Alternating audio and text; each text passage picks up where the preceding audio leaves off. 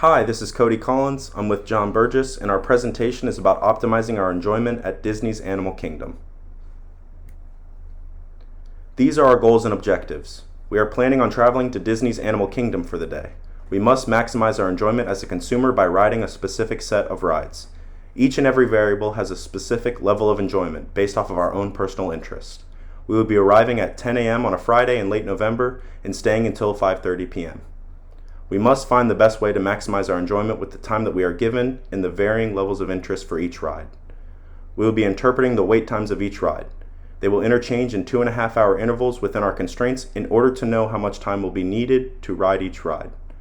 Half an hour of each interval will be dedicated for extracurriculars such as walking, food, and bathroom breaks.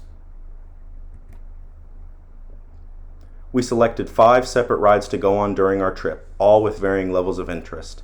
The attractions that we selected are Avatar Flight of Passage, Expedition Everest, Dinosaur, Kilimanjaro Safari, and Navi River Journey.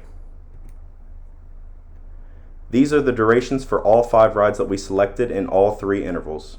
We chose to add the ride time and wait time together due to the fact that Kilimanjaro Safari is a 20-minute ride without its wait time. This is the enjoyment levels for all 5 rides that we chose. We decided to grade our interest of each ride on a scale of 100, with 100 being the most desirable and 0 being the least. This is the scale that we will use for our objective function in order to maximize our enjoyment level.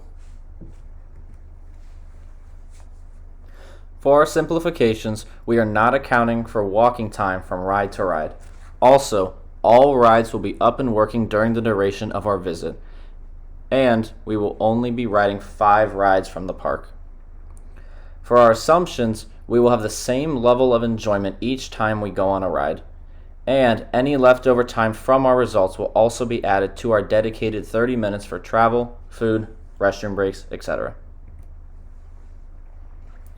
For our constraints, we must ride each attraction at least 1 time, and you will be at the attractions for no more than 2 hours in an interval. Our Boolean variable tells us the rides we rode at each time interval, and our summation variable tells us how many minutes we spent at the attractions for each individual time interval. Our objective function is the summation of our enjoyment of the rides we went on during our time at Animal Kingdom.